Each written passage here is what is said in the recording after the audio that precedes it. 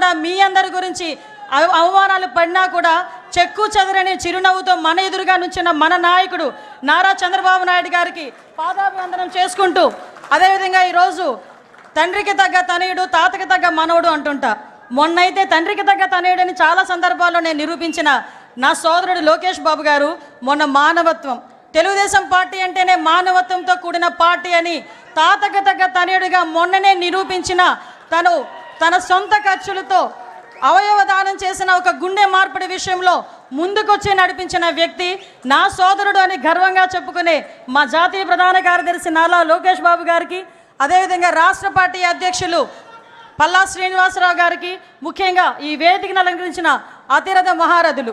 ఇందులో నేను చాలా చిన్నదాన్ని, ఎందుకంటే 83వ సంవత్సరం నుంచి కూడా తెలుగుదేశం పార్టీ గురించి ఎన్నో త్యాగాలు చేసి ఈ రోజుకి ఇక్కడికి తెలుగుదేశం పార్టీ ఉంటే మనం ఉన్నామనుకునే విధంగా ఉన్న తెలుగుదేశం పార్టీ నాయకులందరికీ కూడా మరొకసారి శిరస్సు వంచి పాదాభివందనం చేస్తూ, తెలుగుదేశం పార్టీ కార్యకర్త, నా కోసం పుట్టిన పార్టీ, నా జాతి కోసం పుట్టిన పార్టీ, నా కుటుంబం కోసం పుట్టిన పార్టీ, ఈ పార్టీ జెండా ఎన్ని ఒడిదుడుకులున్నా కూడా కిందన పడకూడదు అని, పడే సందర్భం వచ్చినా కూడా కిందన పడనివ్వకుండా 2 చేతులతో ఒడిసి పట్టుకొని ధైర్యంగా గుండె నిబ్బరం చేసుకొని గుండెని చీల్చుకుంటూ బయటకు వచ్చిన జెండాను పట్టుకున్న ప్రతి కార్యకర్తకి కూడా పేరు పేరున శిరస్సు వంచి పాదాభివందనం చేస్తున్నా.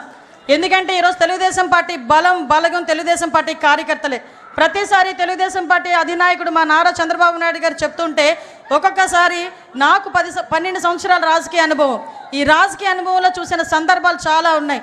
మేము పార్టీ క్యాన్వాసింగ్కి వెళ్ళినా, ఎక్కడికైనా మీటింగ్కి వెళ్ళినా పెద్దవాళ్ళు 2-3 వచ్చి ఏదైనా పెన్షన్ అడుగుతారేమో, లేకపోతే ఏదైనా హౌసింగ్ స్కీమ్ అడుగుతారేమో అనుకుంటే నా దగ్గరకు వచ్చి చాలా సందర్భాలు, అమ్మ పార్టీ జెండా ఇవ్వమ్మా, మా ఇంటికి కట్టుకుంటానని చెప్పి సందర్భాలు కూడా చాలా ఉన్నాయి. అటువంటి మహానుభావులందరూ ఉండబట్టే 43 సంవత్సరాలుగా ఎన్నో ఒడిదుడుకులు ఎదుర్కొన్నా కూడా ఈరోజు పార్టీ నిలబెట్టుకోగలుగుతున్నాం. ముఖ్యంగా తండ్రి స్థానంలో ఉన్నారని ఎందుకు మాట్లాడుతున్నానంటే గౌరవ చంద్రబాబు నాయుడు గారి గురించి, ఏదైతే పార్టీ ఈరోజు మన సిద్ధాంతం పేదరిక నిర్మూలన అని మన సిద్ధాంతం, నేను కమ్యూనిస్ట్ని కాదు, నేను సోషలిస్ట్ని కాదు, నేను హ్యుమానిస్ట్ని అని చెప్పి ఆ రోజు ఎన్టీ రామారావు గారు చెప్పిన సందర్భం నుంచి ఈ రోజుకి నేను అదే విధంగా ఉంటాను అని చెప్పి ఈరోజు నీతిగా నిజాయితీగా తెలుగు రాష్ట్ర ప్రజలు ప్రపంచవ్యాప్తంగా గర్వపడేలా ఈరోజు ముందుకి విజనరీతో నడిపిస్తున్న నాయకుడు. ఈ సందర్భంగా మనందరికీ కూడా ఒక విషయం చెప్పాలి. 1998లోనే అమెరికాలోని ఇలినాయిస్ గవర్నర్ జిమ్ ఎడ్లర్ గారు చంద్రబాబు నాయుడు గారి గౌరవార్థం సెప్టెంబర్ 24న నాయుడు డేగా ప్రకటించిన సంగతి ఇక్కడున్న చాలా మందికి తెలియకపోవచ్చు. ఈరోజు చాలా గర్వపడుతున్నా. అటువంటి నాయకుడు నాయకత్వంలో ఈరోజు ఒక తెలుగుదేశం పార్టీ కార్యకర్తగా నించున్నా కూడా అది జీవితానికి పరమార్థమే అన్న విషయాన్ని ఈ రోజు నేను గర్వంగా చెప్పగలుగుతున్నా. మీ అందరికీ తెలియాలి, గౌరవ చంద్రబాబు నాయుడు గారు అంటే మనందరం కూడా చంద్రబాబు నాయుడు గారు ఒక ముఖ్యమంత్రి హోదాలో, ప్రతిపక్ష నాయకుడి హోదాలో చాలామంది చంద్రబాబు నాయుడు గారి దగ్గరికి వచ్చేటప్పుడు నా స్వయంగా నేను చెప్తున్నా, ఈ సందర్భం ఎప్పటి నుంచో చెప్పాలనుకున్నాను కానీ చెప్పలేకపోయా. నేను కూడా చాలా సందర్భాల్లో చంద్రబాబు నాయుడు గారి దగ్గరికి వెళ్ళి చాలా విషయాలు సార్తో మాట్లాడేయాలని చెప్పి మాట్లాడడానికి వెళ్తా. ఏమ్మా అనిత, ఏమ్మా అంటారు, అనిత కూడా కదా ఏమ్మా అంటారు, అనేసరికి మొత్తం మర్చిపోతా. 2 సార్లు అలా వెనక్కి తిరిగి వచ్చా. 3వసారి చిన్న పేపర్ మీద రాసుకెళ్ళి ఏంటో రాసుకొని వచ్చావు అన్నారు. సార్ మిమ్మల్ని చూస్తే నేను అన్నీ మర్చిపోతున్నాను సార్, మరి ఏం పని చేస్తుందో నాకు తెలియట్లేదు, అందుకే రాసుకొని వచ్చాను సార్ అన్నాను. ఆ రోజు నుంచి ఈ రోజు వరకు నా స్వయం అనుభవం ఒకటి చెప్పాలి. ఏం ఆరా పని చేస్తుందో తెలియదు కానీ ఆయన చుట్టూ ఒక్కసారి ఆయన రూమ్లోకి వెళ్ళేసరికి మైండ్లో అన్నీ వెళ్ళిపోతాయి. ఒకటి గుర్తొస్తుంది, అతను మా నాయకుడు, ఆ నాయకుడితో మేము పనిచేయాలి అని ఒకే ఒక థాట్తో మేము బయటకు వచ్చే పరిస్థితి కనిపించిందంటే దట్ ఈజ్ చంద్రబాబు నాయుడు. నేను ఎందుకు చెప్తున్నానంటే చాలా గర్వంగా చెప్తా. ఎక్కడున్నారు తెలుగుదేశం పార్టీలో, నేను ఎక్కడికి వెళ్ళినా కూడా ఆంధ్రప్రదేశ్ అనేసరికి బాబు చంద్రబాబు నాయుడు గారు అని అనేసరికి ఎంత ఉప్పొంగుతుందంటే గుండె, అది ఈరోజు మన పార్టీ. అటువంటి పార్టీలు ఈరోజు ఆయన పడ్డ కష్టం గురించి కూడా మీకు చెప్పాలి. రోజుకి ప్రతిపక్షంలో ఉండేటప్పుడు అలాగే కష్టపడతారు, అధికారంలోకి వచ్చిన తర్వాత అంతకన్నా ఎక్కువ కష్టపడే వ్యక్తి. ఎందుకంటే మీ అందరికీ తెలుసు చంద్రబాబు నాయుడు గారు, మాకన్నా బాగా మీకే తెలుసు. కానీ ఇప్పుడు అతి దగ్గరగా చూస్తుంటే చాలామంది అతని వయసు గురించి మాట్లాడతారు. ఏజ్ జస్ట్ నెంబర్ అని చెప్పి నిరూపించిన వ్యక్తి ఆయన. అటువంటి వ్యక్తి రోజుకి 16 గంటలు 17 గంటలు కూర్చున్న వ్యక్తి, మళ్ళీ బ్రేక్లో తప్ప బయటికి లగని వ్యక్తి, ఎన్ని గంటలైనా సమీక్ష చేసి చాలా ఇన్డెప్త్ వరకు వెళ్ళిన వ్యక్తి, ఒకసారి నేను రివ్యూలో కూర్చున్నా, నేను మా డిపార్ట్మెంట్ వాళ్ళందరూ ఫుల్గా ప్రిపేర్ అయిపోయాము, ప్రాబ్లం ఏం లేదు, సార్ ఏమన్నారు ఈరోజు పొగుడుతారని చెప్పి వెళ్ళా. మొత్తం తిరిగేశారు ఒక 10 నిమిషాలు.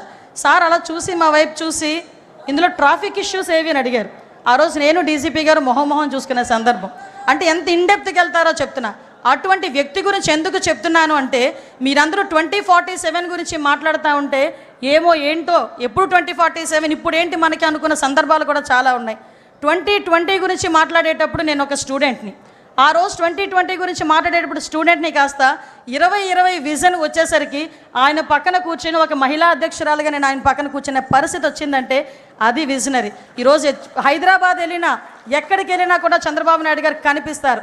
ఒక ఐఎస్బి కానీ, ఔటర్ రింగ్ రోడ్డు కానీ, ఎయిర్పోర్ట్ కానీ, అక్కడ ఉన్న హైటెక్ సిటీ కానీ ఎక్కడికి వెళ్ళి తలుపు తట్టినా దిస్ ఈజ్ చంద్రబాబు నాయుడు అడ్డా అని చెప్పే పరిస్థితి హైదరాబాద్లో కనిపించింది. మళ్ళా అదే పరిస్థితి రాబోతుంది మన అమరావతిలో. మన అమరావతి చరిత్ర ఉన్నంత వరకు అమరావతి ఉంటుంది. చంద్రబాబు నాయుడు గారు 3 తరాలు చూస్తుంటారు. నాయక మీకు ఒక విషయం చెప్తున్నా, మీరు 3 తరాల నాయకులను చూశారు, 4వ తరం నాయకులను చూడబోతున్నారు. 40 తరాలు వచ్చినా కూడా అమరావతి అని వచ్చేసరికి తెలుగుదేశం పార్టీ చంద్రబాబు నాయుడు గారే గుర్తొస్తారు తప్ప వేరే ఏ నాయకుడు గుర్తుకు రాబోడు. ఇది సత్యం. ఏదో సార్ ఉన్నారు కదా పొగడ్డానికి మాట్లాడలే, నేను చూస్తున్నాను కాబట్టి చెప్తున్నా. 2047 ఒకటే ఒక విషయం చెప్పి ముగిస్తా.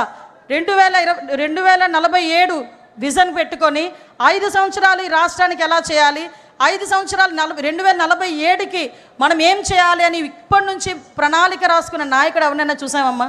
మనమే ఇంట్లోనే ఉన్న పద్దులు రాసుకోము, సంవత్సరానికి సరిపడి ఏం కావాలి, ఏం చేయాలి, నా పిల్లడు ఏం చేయాలి మాట్లాడుకోము.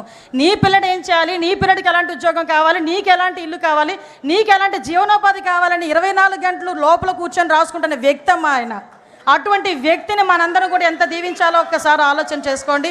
ఈ పేదరిక నిర్మూలనే ప్రధాన ధ్యేయంగా పుట్టిన తెలుగుదేశం పార్టీకి నిజంగా మణిహారం మన చంద్రబాబు నాయుడు గారు. ఎందుకు చెప్తున్నానంటే మన సీఎం గారి గురించి, ఈ రేపు 2047 ఉగాది రోజున 2047 విజన్ ప్రకారం పేదరిక నిర్మూలనే ధ్యేయంగా, తలసరి ఆదాయం పెరగటమే ధ్యేయంగా 20 లక్షల కుటుంబాలకి చేయూతగానిచ్చే విధంగా రేపు 2047 P4 విధానాన్ని ప్రవేశపెట్టడం. ఇదే ముందు రోజు మనం నిజంగా అదృష్టం అదే కలిసి వచ్చింది. ఈరోజు ఆవిర్భావ దినోత్సవం జరుపుకోవడం. ఈ 2 కోయిన్సిడెంట్స్గా జరిగినాయి. అది ఆయనకి మన పూర్తి సహాయ సహకారాలు మన సీఎం గారికి అందించాలి, మన జాతీయ అధ్యక్షుల వారికి అందించాలి. అదేవిధంగా మనం ప్రతిసారి కూడా ఎలాగైతే ఎన్నిదన్నుగా ఉన్నారో, ఆయన కష్టంలో ఉన్నప్పుడు, నష్టంలో ఉన్నప్పుడు, అవమానం భరించినప్పుడు, ఆయన జైలుకి వెళ్ళినప్పుడు కూడా ఎంతోమంది ఈరోజు ప్రపంచవ్యాప్తంగా బయటకు వచ్చి ఆయన గురించి మాట్లాడి ఆయన గురించి ధర్నాలు చేశారంటే